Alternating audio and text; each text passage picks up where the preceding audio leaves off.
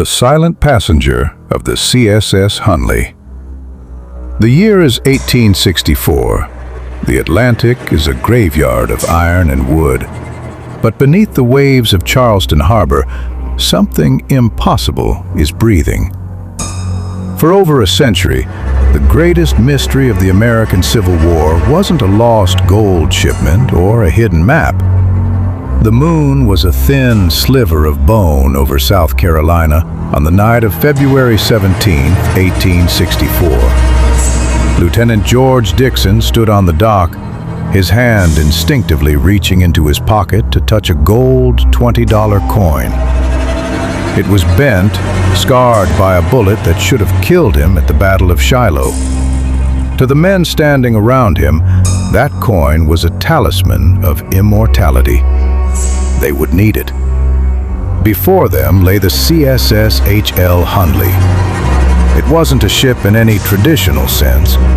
It was a repurposed iron steam boiler, narrowed and tapered, looking more like a predatory metallic whale than a vessel of war. It was the world's first successful combat submarine, a desperate, secret weapon of the Confederacy designed to break the Union blockade that was strangling the South. "Take your positions," Dixon commanded. His voice was low, competing with the rhythmic slap of the tide. One by one, 7 men climbed down into the cramped, dark belly of the iron beast. There was no room to stand. They sat on a wooden bench, their shoulders touching, their hands gripping a long iron crankshaft that ran the length of the boat. They were the engine. By the flickering light of a single candle, their only gauge for how much oxygen remained, they began to turn the crank in unison. Their target was the USS Housatonic, a massive Union sloop of war anchored 5 miles out. To reach it, they had to navigate a submerged needle through a haystack of currents, completely blind, with only a tiny conning tower window to guide Dixon. As they pushed out into the deep, the silence was absolute, broken only by the rhythmic clank, clank, clank of the iron shaft. The air grew thick and heavy. The candle flame began to dance and yellow, gasping for the same oxygen the men were fighting for. Every breath was a calculated risk. At approximately 8:45 p.m., the lookout on the Housatonic spotted something, a plank or a log moving against the tide. By the time the alarm bells rang, it was too late. The Hunley rammed its prow into the Union ship's hull, or rather, it planted a torpedo, a copper cylinder packed with 135 pounds of black powder at the end of a long spar. A deafening roar shattered the night. A pillar of fire and seawater erupted into the sky. Within 5 minutes, the Housatonic was at the bottom of the ocean. On the shore, Confederate soldiers watched for the signal. Dixon had promised to flash a blue light if they were successful and heading home. Survivors later claimed they saw that faint blue glimmer across the waves. And then, the Hunley vanished. For 131 years, the submarine remained a ghost. It didn't return to the dock. It didn't wash up on a beach. It simply ceased to exist.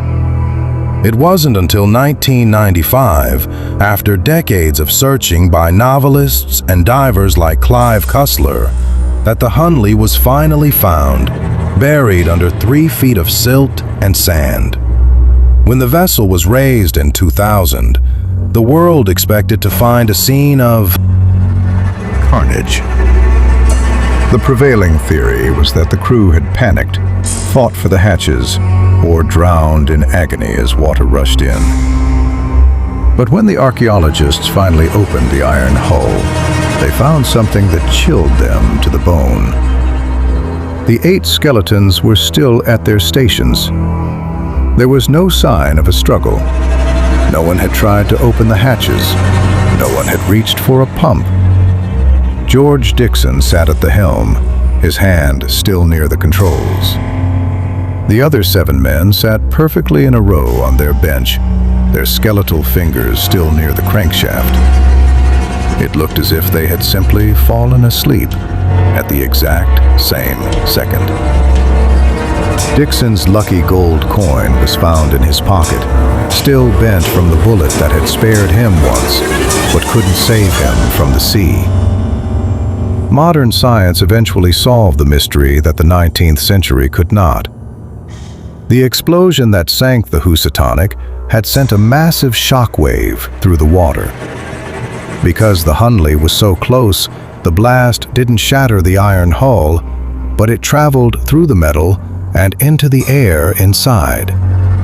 It was a blast lung effect. The pressure wave was so intense it likely ruptured the delicate capillaries in the men's lungs instantly. They didn't drown. They didn't suffocate. In the heartbeat after their greatest victory, the air itself had turned into a hammer, killing them instantly where they sat.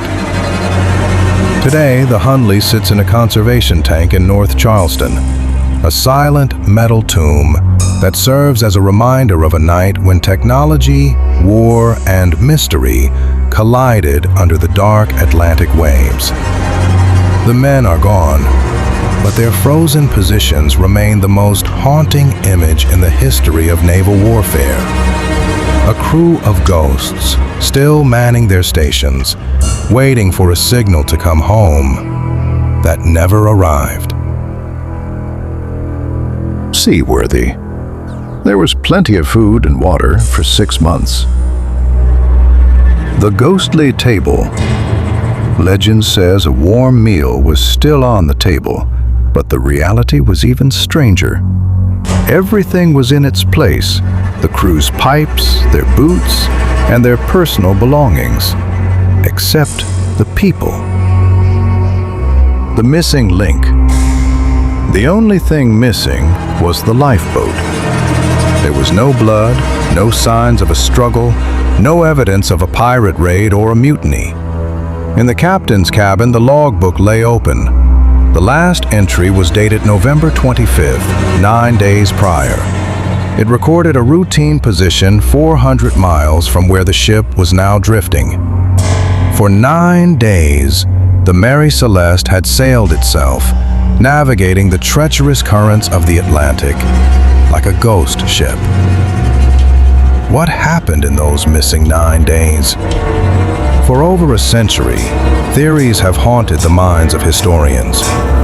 Was it a giant squid? A waterspout? A collective madness? The most chilling and scientifically grounded theory points to the cargo. The 1,701 barrels of alcohol were prone to leaking. It is believed that the fumes built up in the hold, creating a pressure cooker of invisible, flammable gas. A small rumbling or a frightening hiss might have convinced Captain Briggs that the ship was about to explode. In a moment of pure, panicked instinct to save his wife and baby, he likely ordered everyone into the small lifeboat, tethering it to the main ship with a rope while they waited for the danger to pass. But the Atlantic is a cruel master. A sudden squall, a snap of the rope, or a shift in the wind, and the Mary Celeste, empty but swift, would have pulled away. The crew would have been left In a tiny rowboat in the middle of the desert of blue, watching their only hope of survival sail away into the horizon until it disappeared. When the De Gratia crew found the ship, the air had cleared, the ghost fumes were gone, and the Mary Celeste looked as innocent as a cradle. To this day, the fate of the Briggs family remains unknown. No body was ever found. No wreckage of the lifeboat ever washed ashore. The Mary Celeste was eventually put back into service, But she carried a cursed reputation until she was finally wrecked off the coast of Haiti years later. She remains the ultimate American maritime legend, a testament to the fact that sometimes the most terrifying thing on the ocean isn't what you find, but what is missing. The Lost Colony of Roanoke, the doorway to nowhere. Imagine returning home to find your entire world erased. Not burned, not looted, but simply gone. In 1590, a governor returned to the first English settlement in America to find a fortified village standing in eerie silence. No bodies, no graves, only a single word carved into a wooden post that has haunted historians for over 4 centuries.